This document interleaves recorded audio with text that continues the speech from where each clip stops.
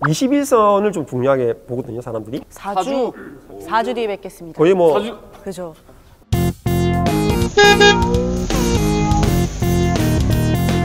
주식 투자 개념 주요 코너 주유소의 이소장입니다. 저번 시간에 제가 차트의 기본적인 거에 대해서 말씀을 드렸잖아요. 이번 시간에는 차트와 같이 보면 좋은 거, 그 내용을 가지고 여러분들과 함께 얘기를 해보도록 하겠습니다. 반갑습니다, 여러분. 반갑습니다. 제가 저번 시간에 여러분들한테 말씀을 안 드렸잖아. 차트와 같이 공부하면 좋은 거. 오늘은 그게 뭐냐면 바로 이동평균선이라고 하는 겁니다. 이동평균선.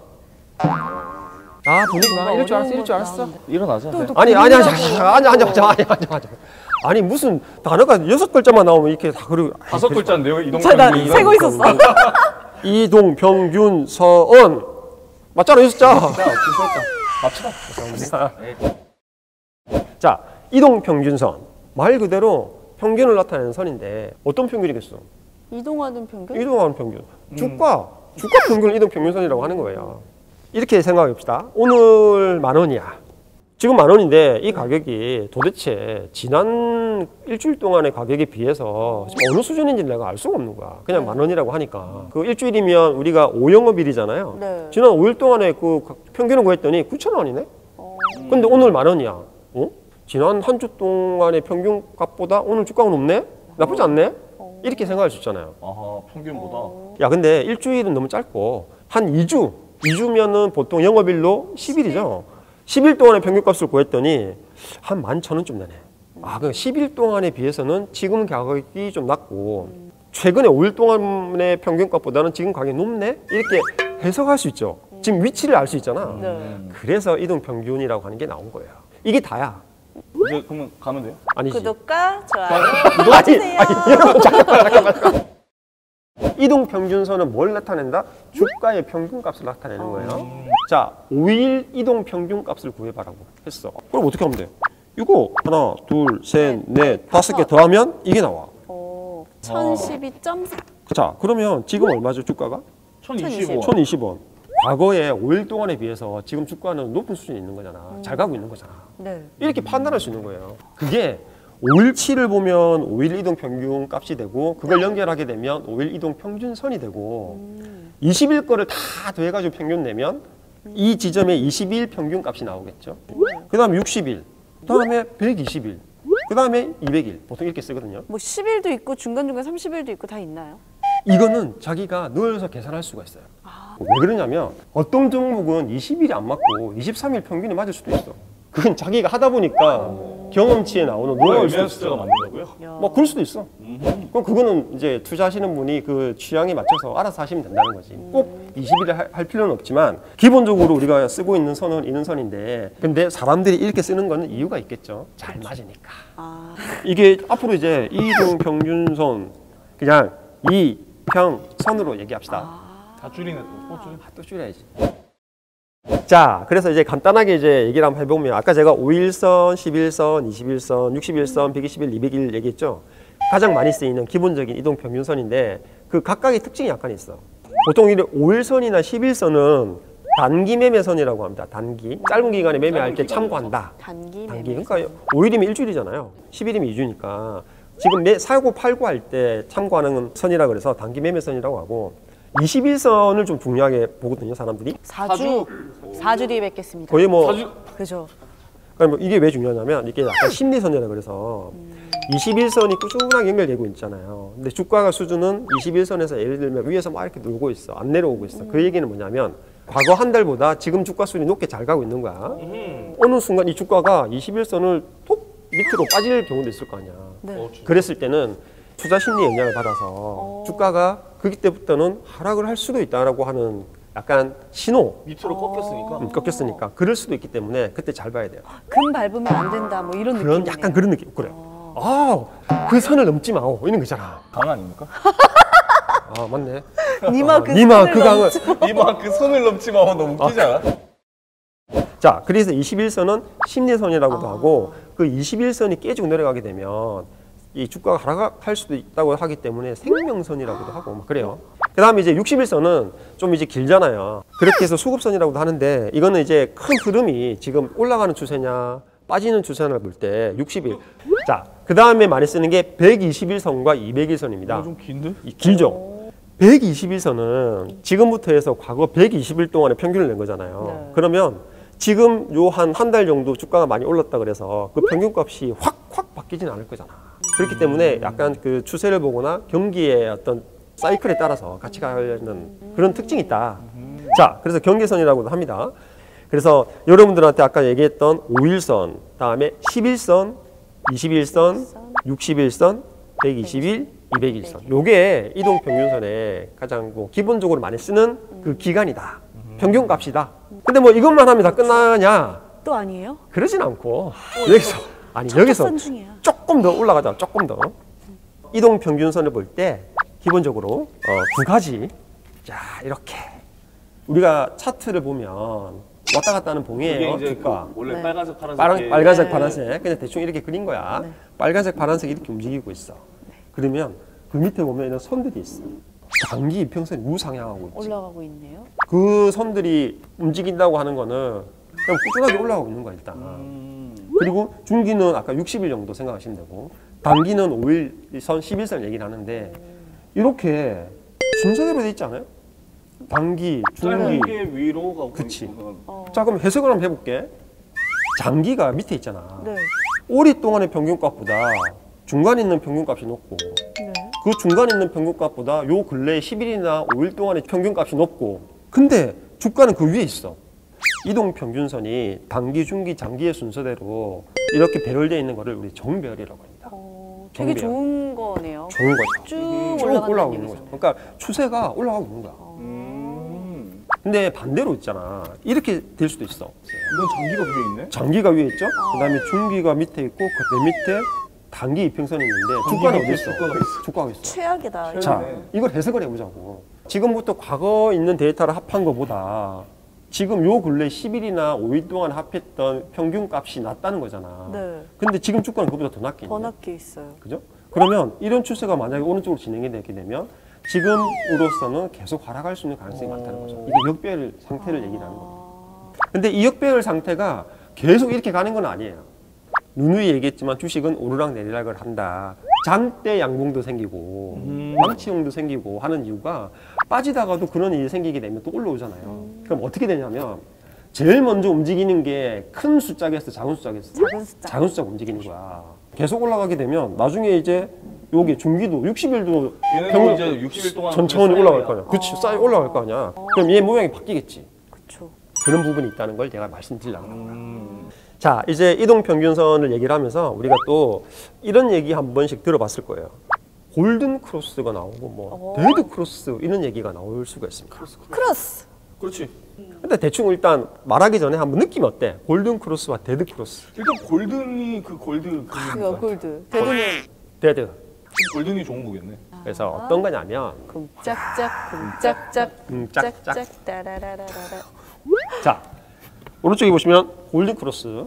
골든 크로스 핵심은 뭐냐면 단기 이동 평균선이 뭘 뚫고 올라가냐면 중기나 장기 이동 평균선을 뚫고 올라가는 거야. 그 전까지는 같이 이렇게 하락 추세에 있었어. 네. 그죠? 근데 선이 이렇게 여기서 갑자기 꺾여서 위로 올라가는 거야. 이때까지 120일 동안의 평균값을 넘어선 적이 없었는데 네. 요 5일 동안의 평균값이 120일, 200일 동안의 주가보다 높이 올라가기 시작한 거야. 자, 이럴 때 우리가 골든 크로스라고 합니다.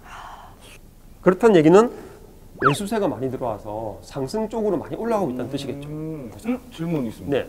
근데 아까 정배열하고 역배 그거 역배열 얘기할 때 네. 역배열 쪽이 그래도 안 좋다고 얘기를 하셨는데 일단 이거가 되려면은 단기 평선이 중장기보다 밑에 있어야 되겠네 초반에. 그렇죠. 그렇죠. 위에서 밑에서 올라와야 되니까. 안 좋은 상황인데 이었다가 좋은 상황으로 바뀐 거예요. 이거는 좀 이제 나름 좀 깊이 있는 질문했네. 네. 자, 힌트는 그겁니다. 지금 그 전에 단기 이평선 밑에 있었잖아요. 과거에 있는 긴 평균값보다 못해 주가가 낮게 있었는데 어느 순간 이렇게 반전을 할 수가 있는 거야. 이게 분위기가 반전된 거구나. 그렇지. 그러면서 이 평균값이 이렇게 예전에 있는 긴 값보다 올라가게 되는 거야. 자, 이게 골든 크로스. 이렇게. 그럼 반대는 아까 데드 크로스라고 그랬죠? 네. 정배열일 때 그러면 또 이런 모양이. 반대. 이길 수 있죠. 어. 꺾일 수 있죠. 요 근래 며칠 동안의 주가의 평균값이 네. 120일, 200일 정도 봤던 주가보다 높게 있었는데 잘 가고 있었는데 어느 순간 옛날 주가보다 못 가게 되는 거야. 이렇게 했을 때는 우리는 이걸 데드 크로스라고. 그럼 아까도 말씀드렸던 것처럼 얘는 이동 평균 선이잖아. 네. 주가는 여기서 더 많이 움직였을 거라고. 그래야 그 평균 값이 반영이 되겠죠. 그래서 이렇게 꺾이게 평균 값이 꺾이게 되겠지. 데드 크로스 확실히 안 좋은 거겠네요. 안 좋은 신호겠네요. 골든 크로스와 데드 크로스를 이제 여러분들한테 얘기를 했는데 요거 나오면 다 좋은 건가? 얘는 나쁜 건가? 라고 생각할 수 있잖아요. 뭐 그런 거 아니에요? 그래서 주식 공부가 어려운 거야. 약간 그런 면이 있어. 절대적인 건 없는 거예요, 맨날? 제가 오늘 드리고 싶은 팁 중에 하나가 바로 그거예요. 모든 골든 크로스가 좋은 게 아니고 모든 데드 크로스 나쁜 것도 아니야. 전체적인 흐름에서 봐야 돼. 그래서 또 준비를 했지. 다른 친구가 나온다. 또 있어. 또 준비를 했지. 자, 봐봐요. 골든 크로스가 아까 좋은 거라 그랬잖아. 네. 근데 그 골든 크로스도 전체적인 추세, 그 흐름이 어떠냐에 따라서 이게 다르게 해석될 수가 있다는 걸 보여주려고 하는 거야. 자, 전체적으로 봤을 때 흐름은 뭐야? 내려가고 있는 흐름이지. 네. 저 전체적으로 내려가네. 그런데 5일이동 평균선 올라가다가 여기 봐봐. 20 뚫었다. 20을 뚫었어. 올라갔어. 골드 크로스. 골든 크로스 생겼지. 자, 그러면 60을 또 뚫었어. 오, 한 번 더 골드 크로스. 한 번 더 골든 크로스. 한 번 더 크로스. 크로스. 잘 맞는데? 짝 잘라붙는다. 자, 와, 그러면 막 사야 되는데 차트를 보면 5일 이평선이 힘이 없어. 또 떨어지고 있어. 이제 그러면 저거는 저기 부분에서 또 데드네. 여기 또 데드가 생겼죠. 데드. 근데 만약에 저기 52, 21 골드 크로스 나왔을 때 네. 저때 딱 신호가 나왔으니까 에라 모르겠다고 사고 대충 저 데드 크로스 나왔을 때 저 에라 모르겠다고 팔면 그래도 이득은 이득인 거 아니에요? 야, 그렇게만 할 수 있으면 얼마나 좋을까. 그게 안 되니까. 그렇지. 그게 안 되니까. 자, 만약에 그게 된다 그러면 우리가 예전에 했던 것 중에 무릎에서 사서 어깨에서 팔라 그랬잖아. 만약에 그렇게만 될 수 있다면 그런 경우는 나오지도 않았겠죠. 그래서 전체적인 흐름을 봤을 때 골든 크로스가 발생했다 그래서 그게 다 간다고 보장하는 게 아니라는 걸 보여주기 위해서 하는 거야. 그냥 참고 신호 사항이다. 그래서 그 다음에 어떻게 움직이는가를 한번 봐야 되고 그 전에 중기나 장기 평균선들이 어떤 방향으로 올라가고 있는지 내려가고 있는지를 보면서 그 중간중간에 발생하는 크로스들을 체크를 해야 된다는 거지. 골든 크로스에서 주식 샀는데 왜 내 거 손실 났어요? 물어줘! 이게 안 됩니다. 환불해 주세요. 환불. 그죠? 주식 투자는 자신의 책임과 그 권한 하에서 하시는 거예요. 아시겠죠? 그러니까 공부를 해야 돼. 그냥 간단한 거 하나 얘기를 해줄게요. 아까 봤던 차트인데 맨날 간단하다고 얘기를 했는데. 아니야, 간단한 거야. 자, 아까 제가 정배열, 역배열 얘기를 했었죠. 네. 네. 만약에 어떤 주가가 지금 이렇게 생겼어. 네. 여기서 조금 벌어졌다가 빠져. 맞아. 빠지긴 빠지는데 어디까지 가요? 단기 이동 평균선까지만 갔지. 그럼 얘를 계속 지지대 삼아서 이렇게 가고 있는 것 같은 느낌인데? 이런 주식 발판 같은. 지지대. 네. 지지대. 네. 그러니까 우리가 5이동 평균선을 밟고 간다. 아. 얘기하거든요. 발판 같아. 발판까지 밟고 간다. 네. 그랬을 때 우리가 단기 매매할 때 참고할 수 있는 부분이 단기 이동 평균선에서 멀어지면 팔고 내려갈 때 가까이 오게 되면 매수를 했다가 짧게 이렇게 치는 사람들도 있어요. 그래서 단기 매매 선이라고도 5일, 10일 이평선을 얘기를 하는 겁니다. 반대로 보면 이렇게 되어 있는 주가는 봐봐, 전체적으로 흐름이 내려가고 있잖아. 쭉. 내려가고 있는 데다가 지금 주가가 올라가긴 해.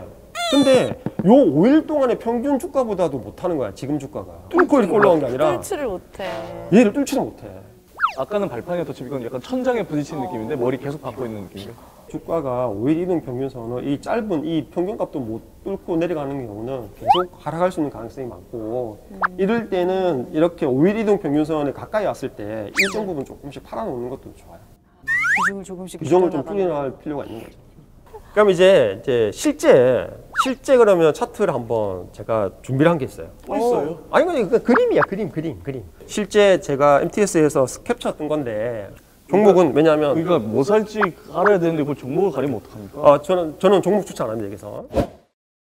봉차트 이렇게 움직이다가 빠졌다가 쑥 올라왔어. 정배열이다. 어떻게 알았어? 야. 오. 여기 보면 이 보라색이 200일선인데 앞에서는 봐봐, 보라색이 위에 있지. 근데 121선이 점점점 올라오고 있잖아요. 네. 그러면서 여기에 있는 이후에는 이게 정별이 돼버린 거야. 그죠? 우리가 배웠던 것처럼 이렇게 정별로 된 거고 이 주가가 봉이죠. 봉이 5일선, 5일 이동 평균선 위에서 놀고 있잖아. 제가 아까 얘기했던 진짜 쭉쭉 거죠. 오르네요. 위에서 있구나. 자, 아시겠죠? 네. 자, 지난 시간에 우리 차트의 기본 봉에 대한 얘기를 했었고, 오늘은 그 봉들이 이루어지는 평균값, 이동평균선에 대해서 얘기를 했는데, 제가 누누이 얘기했지만 이동평균선이라고 하는 거는 과거의 데이터의 평균값이었잖아. 네. 그 평균값하고 지금 우리 수준을 비교를 했던 거잖아요. 그렇기 때문에 과거의 데이터가 앞으로 미래를 대변할 수는 없어요. 사실 차트를 보시는 분들은 이런 이동평균선만 보시는 게 아니라 보조 지표가 또 있어요.